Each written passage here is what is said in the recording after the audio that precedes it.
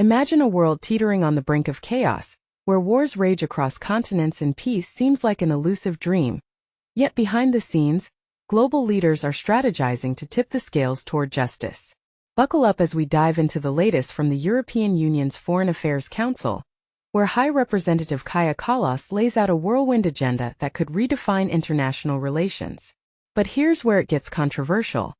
Are these plans truly paving the way for lasting peace, or just diplomatic band-aids on gaping wounds? Let's unpack it all step by step, in a way that's easy to follow, even if you're new to the intricacies of geopolitics. Kicking off this packed session with a friendly yet firm hello, Kallas highlighted the urgency of today's discussions. The first major topic? Ukraine, and let me tell you, it's a game changer.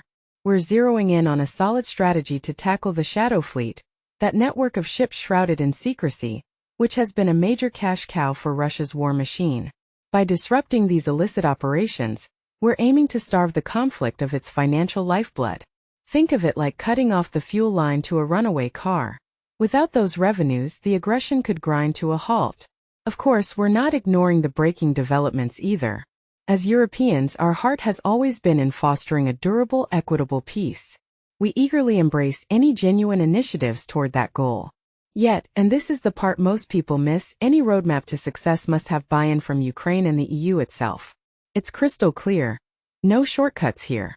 To put this in perspective for beginners, imagine a family dispute where one side keeps escalating, only on a massive scale.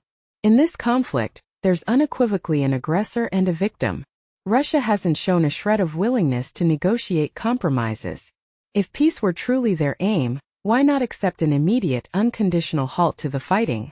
Instead, we've witnessed yet another night of savage airstrikes targeting innocents. Astonishingly, 93% of Russia's strikes hit civilian sites, like schools where kids learn, hospitals saving lives, and apartment blocks housing families, designed to maximize casualties and misery. That's the stark reality we're standing against. Shifting gears to the Middle East, with a fresh United Nations resolution now active, we're exploring ways to update the roles of our key missions. Take EUBAM Rafah, which monitors the border crossing to promote stability, and EUPOL COPS, dedicated to mentoring Palestinian police forces. These adjustments are integral to a wider blueprint for harmony in the region. Next up, a deep dive into the Sahel region, a vast area in West Africa plagued by instability, terrorism, and economic woes. We've rolled out a fresh strategy and are seeking approval to keep engaging with local nations, building partnerships to foster security and development. For those unfamiliar, think of the Sahel as a gateway between the Sahara and Savannah zones, where challenges like nomadic herding meet modern threats. Our involvement could mean training programs or aid that empowers communities to stand on their own. Then Sudan takes center stage. For the first time, we're imposing sanctions on Sudanese entities to pressure those perpetrating horrors in the country. We'll also brainstorm extra measures, such as humanitarian aid or diplomatic pressure, to curb the violence that's displaced millions and shattered lives.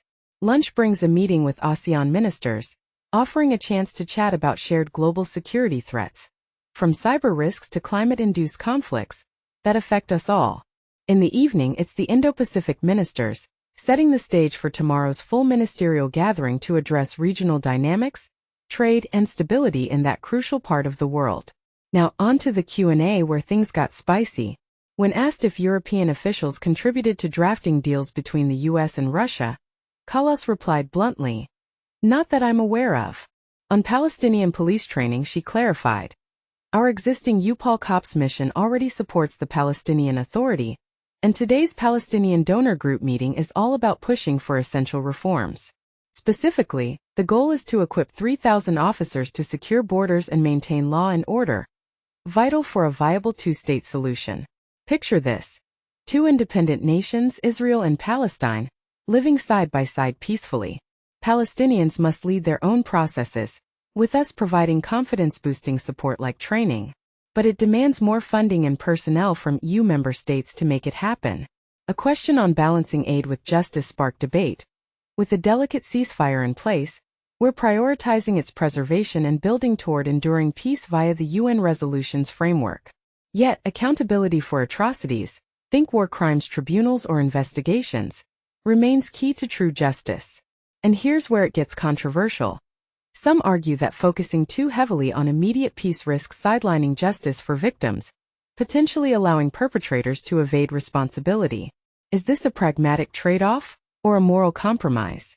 Kallas insists it's part of a holistic approach. Finally, on whether only Donald Trump could wrap up the Ukraine war. Absolutely not. Ending this requires agreement from Ukrainians and Europeans. Putin could stop it instantly by halting civilian bombardments. We've seen no Russian flexibility. We support all sincere peace pushes, but they must be fair and sustainable, with consent from all stakeholders. But wait, what if some see this stance as Western arrogance, overlooking Russia's security concerns? It's a point worth debating. Are we demanding too much from one side while ignoring the broader context? What do you think? Does this agenda signal real progress? Or is it just diplomatic theater? Share your views in the comments. Do you agree with prioritizing peace over immediate accountability? Or should justice come first? And remember, you can watch the full video here. https://audiovisual EUPOL/media/video/I-281098